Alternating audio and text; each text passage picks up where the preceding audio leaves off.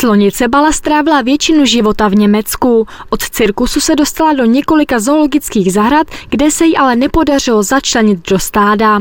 Do Liberce přišla na doporučení v roce 2013 a nejšťastnější období tu prožila po boku slonice Rání.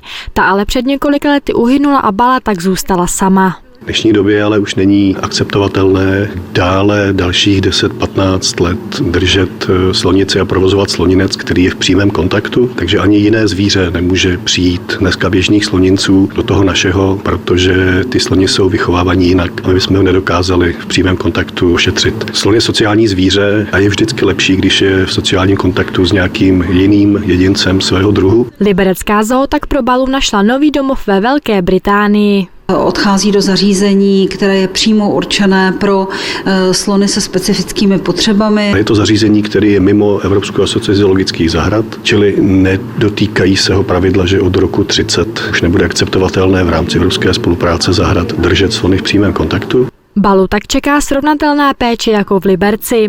Nově ale získá možnost kontaktu s dalším slonem i rozsáhlé travnaté výběhy. Samotný převoz je naplánovaný na září a předcházet mu budou měsíce příprav.